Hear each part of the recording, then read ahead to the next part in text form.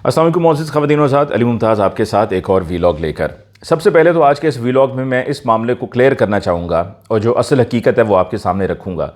कि जी क्या कोई डील हुई है या नहीं हुई, और किसकी डील? बुशरा बीबी साहिबा की, जो इमरान खान साहब की अहलियाँ हैं। आज अडियाला जेल से उनकी रिहाई मुमकिन हुई,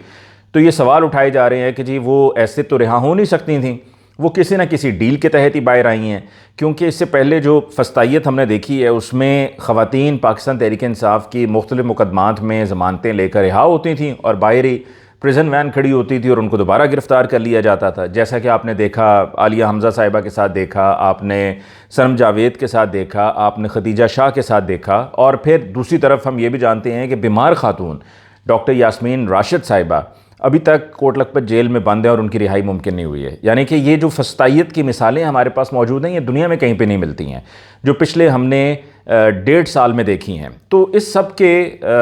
की रोशनी में ये कहा जा रहा था कि जी बुशरा साहिबा जब रिहा होंगी तो उनको दोबारा गिरफ़्तार कर लिया जाएगा। जैसे कि उनका जो बनाया गया उन पर झूठा केस था इद्दत में निकाह का, उसमें जब उनकी बरियत हुई, वो केस ख़त्म हुआ और तब भी सभी एक्सपेक्ट कर रहे थे कि जी अडियाला जेल से अब वो रिहा हो जाएंगी, तो उनको दोबारा गिरफ़्तार कर लिया गया एक ऐसे केस में जिसको नाम दिया गया जी तोशा खाना 2। अब जो तोशा खाना 1 है या 2 है या 3 है, इसकी आप जितनी भी आगे से किस्तें निकालना शुरू कर दें, हकीकत तो यह है कि ये केस जाली थे, ये केस फ्रॉड पर मबनी थे, बदनीयती पे मबनी थे। और जो पहला केस चला था उस केस के अंदर भी मैंने आपको वो सारे फ़ैसले की तफसील पढ़कर सुनाई थी और बताया था कि जी इस फ़ैसले में आप खुद ही देख लें, आप फ़ैसला कर लें उस फ़ैसले की रोशनी में कि उसमें कितना झूठ है। कि जिसमें जो स्टार विटनेस था नैब की तरफ से, उसके पास ना कोई क्वालिफ़िकेशन थी, दुबई में वो पार्ट टाइम काम करता था किसी एक ऐसे शख्स के पास जो जूलर है, और वो उसका ताल्लुक भारत से है, और ये पार्ट टाइम उसके पास काम करता था और बाकी जो दूसरी जॉब करता था वो कहीं पे किसी स्पेयर पार्ट्स की दुकान पे काम करता था। और FA पास भी वो बंदा नहीं था, उसके पास कोई क्वालिफ़िकेशन नहीं थी कि जी आपने जब हीरे जवाहरात की, ज्वेलरी की जब आपने असेसमेंट करनी है तो आपके पास एक क्वालिफ़िकेशन होनी चाहिए, फिर आपके पास वो आलात होने चाहिए कि ताकि आप उस ज्वेलरी को असेस कर सकें। क्योंकि ये केस सारा ये बनाया गया था कि जी जो कीमत लगाई गई है और तोशा खाना में जो रकम जमा करवा कर ये तहाइफ लिए गए हैं, जिसकी इंटाइटलमेंट भी थी, ऐसा नहीं था कि इंटाइटलमेंट नहीं थी, वो कीमत कम लगाई गई थी, उसको अप्रेज़र से उसकी कीमत कम लगवाई गई थी। और अप्रेज़र भी कौन था? अप्रेज़र लगाया हुआ इमरान खान साहब का या बुशरा बीबी का नहीं था, अप्रेज़र वो था कि जो गवर्नमेंट ने ख़ुद लगाया था।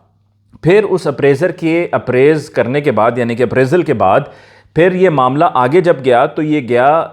कस्टम्स के लोगों के पास, और वहाँ पर भी एक के पास नहीं गया, 2 के पास गया, और दोनों ने उस अप्रेज़र की रिपोर्ट को अप्रूव किया। ना उन दोनों कस्टम्स के एहलकारों को बुलाकर पूछा गया, ना उस अप्रेज़र को कोई सज़ा हुई या उससे पूछगछ हुई कि बताओ भाई तुमने ये 2 नंबरी क्या की, अगर ये 2 नंबरी थी तो। लेकिन बस ये शामिल कर दिया कि जी वो अप्रेज़र का ये बयान है और ये स्टेटमेंट है। और अप्रेज़र ने क्या कहा? अप्रेज़र तो फिर वही कहेगा ना कि जब आपके सर पर तलवार हो और आप पे ज़ोर ज़बरदस्ती की जा रही हो, बदमाशी की जा रही हो, और आपसे कहा जाए कि भाई बोलो, यही बयान दो, तो फिर वो बयान वही देगा। तो उसने वही बयान दिया था जो उससे बयान मांगा जा रहा था, और उस अप्रेज़र को इसी तरह से छोड़ दिया गया। फिर इसी तरह दोनों कस्टम्स के लोगों को छोड़ दिया गया। फिर वो जिसने वहाँ पर कीमत लगाई कि जी हमने फ़लाँ बंदे से दुबई में कीमत लगवाई है, उसका मैंने अभी तक आपको बताया कि ना उसके पास कोई आला, ना उसके पास कोई डिग्री, FA पास, पार्ट टाइम काम करता था एक ज्वेलरी की शॉप में, एक भारतीय था उसकी शॉप में काम करता था, ना उसके पास वो एक्चुअल वो घड़ी, ना ही वो जो दीगर तहाइफ थे, ना वो उसके पास मौजूद थे, फ़िज़िकली मौजूद नहीं थे, बस उसके पास तस्वीरें थीं, सिर्फ तस्वीरें थीं। और उसने कहा जी मैंने फ़लाँ के पास जो है वो जाकर, फ़लाँ दुकान थी दुबई में, उनको जाकर मैंने वो तस्वीरें दिखाई और उनसे पूछा कि जी बताओ ये कितने का है। जबकि ये इसके लिए भी उसको जो अपॉइंट किया गया था, यानी कि जो जिस कंपनी के लिए वो काम करता है, उसको ना पाकिस्तान का जो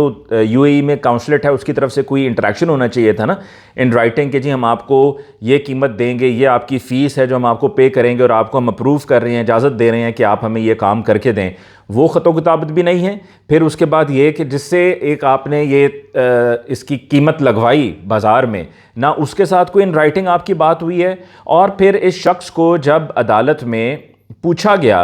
कि भाई ये आपको तस्वीरें दिखा रहे हैं, ज़रा ये देख कर बता दो कि इसकी क्या कीमत होगी, तो उसने उस वक्त ये जवाब दे दिया कि जी मैं तस्वीर देख कर तो बता ही नहीं सकता। तो ये इतना हल्का केस था जो बनाया गया था, और इसी की फिर दूसरी शाख निकाली गई थी जिसको तोशा खाना 2 का नाम दिया गया था। तो जैसा कि मैंने आपसे कहा कि जो डील की बात है बुशरा बीबी साहिबा की कि जी ये कोई डील करके आई हैं, तो मैं सिर्फ यहाँ पर इतना अर्ज़ कर दूँ कि अगर ये डील होती तो उस वक्त से कोशिशें की जा रही हैं बुशरा बीबी साहिबा को मलाइन करने की, उन्हें बदनाम करने की। और क्यों कोशिशें की जा रही हैं? क्योंकि इमरान खान साहब की गिरफ़्तारी से पहले, इमरान खान साहब की गिरफ़्तारी के बाद से लेके इस साल फरवरी तक, कि जब तक बुशरा बीबी साहिबा पर फ़र्द जुर्म नहीं आयद हुई थी, उनको सज़ा नहीं सुनाई गई थी और उनकी गिरफ़्तारी का मामला नहीं शुरू हुआ था, तो तब तक कोशिशें की जाती रहीं कि जी उनको वादा माफ़ गवाह बना लिया जाए।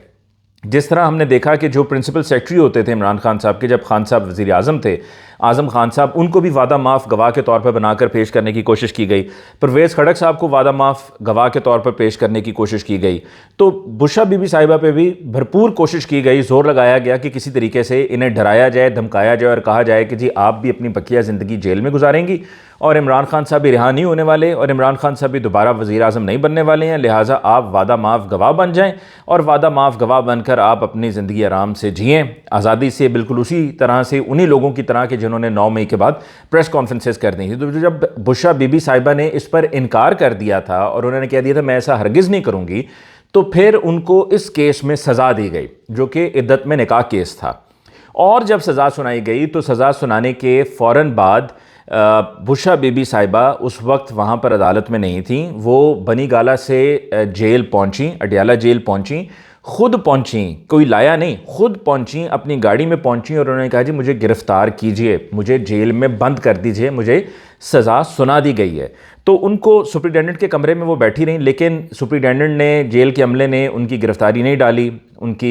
उनको जेल में बंद नहीं किया और उस वक्त गवर्नमेंट ने खुद जानबूझकर सब जेल डिक्लेयर किया बनी गाला को और उनको बनी गाला भिजवा दिया गया ताकि ये एक तासुर कायम हो जाए कि जी इमरान खान साहब की जो अहलियाँ हैं बुशरा बीबी साहिबा, वो कॉम्प्रोमाइज़्ड हैं और उन्होंने इमरान खान का साथ छोड़ दिया है और उन्होंने डील कर दी है। यानी कि उस वक्त भी उन पर एक इल्ज़ाम लगाकर उनको मलाइन करने की कोशिश की गई थी कि जी इन पर ये इल्ज़ाम लगा दो कि ये तो इमरान खान साहब का साथ छोड़ गई हैं। और ये सब उस वक्त हो रहा था कि जब इलेक्शंस का टाइम था और इलेक्शंस से पहले ये जो फटाफट तेज़ रफ्तार सज़ाएँ सुनाई गई थी, तेज़गाम सज़ाएँ सुनाई गई थी, ये इसीलिए सुनाई गई थी कि वोटर इमरान खान साहब को वोट ना डाले और उनको पसंद करना छोड़ दे, उनकी मोहब्बत नफ़रत में बदल जाए, जिसमें ये कोशिश करने वाले तब भी नाकाम थे और आज भी नाकाम हैं। तो ये तो पहली कोशिश थी, एक साजिश थी बुशरा बीबी साहिबा को मलाइन करने की। फिर उसके बाद बुशरा बीबी साहिबा जब जेल में गई हैं, अडियाला जेल में बंद हुई हैं, तो वो भी खुद, उनके वकला ने इस्लामाबाद हाई कोर्ट में इस पर दरख्वास्तें दी और ये कहा कि उनको जेल भेजा जाए। वो जेल जाना चाहती हैं, उनके शौहर जेल में हैं, तो वो ख़ुद भी चाहती हैं कि वो जेल में ही हों। तो फिर खुद अपने फ़ैसले से, अपने इंतखाब से वो चुनकर वो जेल वापस गईं और जेल में फिर वो कैद हुई, इमरान खान साहब का साथ नहीं छोड़ा। और कल से फैसल वाडा या हसन अयूब, ये दोनों वो लोग हैं जिनको माउथ पीसेस कहा जाता है और इनकी तरफ से जो भी कुछ स्टेटमेंट आती है तो सब बहुत अच्छी तरह से जानते हैं कि बुनियादी तौर पर ये टाउट हैं और किसकी बोली बोल रहे होते हैं, किसकी ज़ुबान बोल रहे होते हैं। और इसी तरह से मीडिया में भी बहुत से ऐसे लोग हैं जिनको नौकरियों का झांसा देकर, जिनसे ये कहा गया है कि जी हम आपको फ़लाँ जगह पर नौकरी लगवा देंगे, फ़लाँ जगह पर नौकरी लगवा देंगे, और नौकरियाँ फिर लगवा के भी दी गई हैं। और ना सिर्फ ये कि नौकरियां लगवा के दी गई हैं, बल्कि तनख्वाहें भी उनकी मर्ज़ी की रखवाई गई हैं। जिस तरह जिस इदारे में मैं काम करता रहा हूँ, वहाँ पर खातून बीन सलीम साहिबा को रखवाया गया था, वो भी रखवाया गया था और उनकी तनख्वाह भी रखी गई थी। फिर उसके बाद पीटीवी में जो उनको लेकर गए हैं, वो भी इसी सिलसिले की कड़ी है, इसी चीज़ की कंटिन्यूएशन है कि जो उनको वहाँ पर लेकर जाया गया है। तो ये काम होता रहा है। और इस तरह के माउथ पीसेस को फिर, और मुनीफ फारूक सब जानते हैं बहुत अच्छी तरह से, तलत हुसैन सब जानते हैं बहुत अच्छी तरह से, तो इन सबको फीड किया जाता है, इन्हें कहा जाता है कि आप जाकर ये बोलो। तो कल से ये एक नैरेटिव बिल्ड करने की कोशिश की जा रही है कि जी वो डील के तहत बाहर आ रही हैं। तो मैंने आप तक ये सारी मालूमात जो अब तक पहुंचाई हैं, ये इसीलिए पहुंचाई हैं, इसका मकसद यही था कि अगर कोई डील होती, अगर कोई अंडरस्टैंडिंग होती, तो वो अंडरस्टैंडिंग पहले ही हो जानी थी, उनको सज़ाई नहीं होनी थी, और फिर जो मकासद थे वो उसी वक्त ही एक्सपोज हो गए और सब कुछ खुलकर सामने आ गया कि जब उनको सज़ा सुनाए जाने के बाद जानबूझकर अडियाला जेल में नहीं, बल्कि कहा गया जी इनको आप बनी गाला में रखें। जो ये सब उस वक्त से कोशिशें हो रही थी, लिहाजा कोई डील वील का इसमें चक्कर ही कोई नहीं है। दूसरी तरफ जी इमरान खान साहब की जहाँ तक रिहाई की बात है, तो मुझे ये लगता है देखिए, मैं यहाँ पर कोई तारीखें देने के लिए नहीं बैठा हूँ, क्योंकि मामलात होते ये हैं कि ख़बर आती है, फिर उसमें कोई ना कोई हालात बदलते हैं, रद्दोबदल होता है, चीज़ें चेंज हो जाती हैं। लेकिन एक चीज़ मैं आपको कह सकता हूँ कि अगले 2 से 3 माह के अंदर अंदर मैं इमरान खान साहब की रिहाई देख रहा हूँ। ये उस तरह के स्टेटमेंट्स नहीं हैं, ये उस तरह की कोई तारीख नहीं है, या मैं कोई लंबी लंबी नहीं फेंक रहा हूँ। मैं बड़ी कैलकुलेटेड बात कर रहा हूँ, जिसमें मैंने आपसे 2 से 3 महीने की बात कही है कि अगले 2 से 3 महीने में मुझे इमरान खान साहब की रिहाई होती हुई नज़र आ रही है। और डील वील का कोई चक्कर नहीं है। इमरान खान साहब पिछले साल 5 अगस्त से लेकर अब तक जेल में इसलिए नहीं बंद हैं कि उन्होंने डील कर लेनी है, वो डील करने वाले चेहरे कोई और होते हैं। इमरान खान साहब डील करने वालों में से नहीं है। आज आपने सुना या नहीं सुना, मैं आपको बता देता हूँ कि फैसल चौधरी साहब, शुएब शाहीन साहब और सलमान अकरम राजा साहब जो गए अडियाला जेल में और इमरान खान साहब से उन्होंने मुलाकात की, उस मुलाकात के बाद उन्होंने बताया कि जी उन्हें 8/6 के सेल में रखा गया। अब इससे ज़्यादा टॉर्चर और क्या हो सकता है। 8/6 के सेल में रखा जाता है, वहीं पे बंद रखा जा रहा है उस सेल में जिसको इमरान खान साहब ने कहा कि ये पिंजरा है, उस पिंजरे से बामुश्किल 1 से 1.5 घंटे के लिए बाहर निकाला जाता है। 12-12, 14-14 घंटे बिजली बंद, कोई टेलीविज़न का एक्सेस नहीं है। ना इमरान खान साहब को ये पता था कि उनकी अहलिया बुशरा बीबी साहिबा की ज़मानत हो गई है या उनकी रिहाई हो गई है, उनको बिल्कुल कोई ख़बर नहीं। अखबार भी उन तक नहीं जाता है। उनको ये भी नहीं पता था कि जी ये 26वीं आईनी तरमीम हो गई है, नहीं हुई है। उनको इंतज़ार पंजोता के बारे में नहीं इल्म था कि उनके साथ क्या हुआ,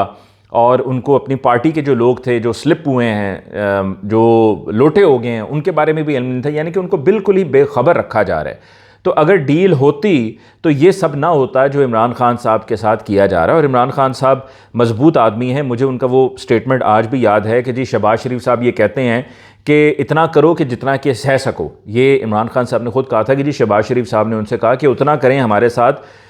हमें जो जेल में बंद किया गया है या जो हमें कैद हुई है उतना हमारे साथ करेंगे जितना कि खुद भी आप सह सकें। तो इमरान खान साहब ने ये कहा कि मैंने उनको जवाब में ये कहा कि मैं तो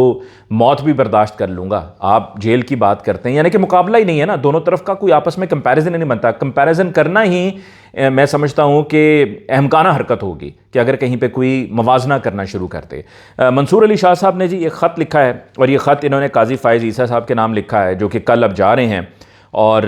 मैं उस पर वो सजाद अली साहब का गाना है कि रोने वालों से कहो उनका भी रोना रो लें। तो जो जा रहे हैं काजी फ़ाइज़ ईसा, उनके जाने पर जो दुख और गम का आलम होगा PMLN में, पीपल्स पार्टी में, जिसमें बिलावल भुट्टो साहब तो ये कहते हैं कि जी मैं ये 26वीं आईनी तरमीम फ़ौज के कहने पर नहीं लेकर आया हूँ, बल्कि ये मैंने अपनी वालदा का हुक्म था, मैं उस वजह से लेकर आया हूँ कि जी वो चार्टर ऑफ डेमोक्रेसी में था। तो आपको चार्टर ऑफ डेमोक्रेसी 2006 में था, तब से लेकर अब तक आपको चार्टर ऑफ डेमोक्रेसी याद नहीं था। आपकी तो अपनी 2008 से 2013 तक की हुकूमत रही, और आप अपनी वालदा की बात करते हैं कि जी मैं अपने वालदा के हुक्म की तामील कर रहा हूँ, ये मैं फ़ौज के कहने पर मैंने ये 26वीं आईनी तरमीम नहीं की। तो सिर्फ ये बता दें बिलावल भुट्टो साहब कि जो पिछले 1.5 साल में ख़वातीन के साथ जुल्म हो रहा है, जो ज़्यादती हो रही है, जो जबर हो रहा है, जिस तरह से औरतों को सड़कों पे घसीटा जाता रहा है, जिस तरह अभी कराची शहर में आपकी अपनी सिंध पुलिस ने ख़वातीन को सड़कों पर घसीटा है, क्या आपकी वालदा ने आपको ये भी हुक्म दिया था? क्या आपकी वालदा ने आपको ये भी सब करने के लिए कहा था? ये किसके कहने पे आप कर रहे हैं? फिर उसके बाद आप नारा लगाते हैं जी ए भुट्टो, जी ए बेनज़ीर, मैं शहीद बेनज़ीर का बेटा हूँ, और आप कहते हैं democracy is the best revenge, यानी कि जमहूरियत बेहतरीन इंतकाम है। तो मेरा सवाल सिर्फ आपसे ये है कि जमहूरियत बेहतरीन इंतकाम है या जमहूरियत से इंतकाम है? जो आप कर रहे हैं वो जमहूरियत से इंतकाम है। तो मंसूर अली शाह साहब ने ये जो ख़त लिखा है उसमें उन्होंने कहा है कि जी मैं किसी भी स्पेशल बेंच में नहीं बैठूंगा, क्योंकि जो पहला मेरा ख़त था इससे पहले, जिसमें उनका कहना था कि 23 सितंबर को उन्होंने ख़त लिखा था, और उन्होंने कहा था कि जी मैं किसी ऐसी कमेटी का भी हिस्सा नहीं बनूंगा जिसमें इस तरह से तफरीक की जा रही हो। और फिर उसी कमेटी के नतीजे में वो फिर 63A का बेंच बना, और फिर 63A का बेंच बनाकर लोटों का रास्ता हमवार किया गया, और ये जो लोटा गर्दी है इसको आम किया गया, इसको लीगलाइज़ किया गया।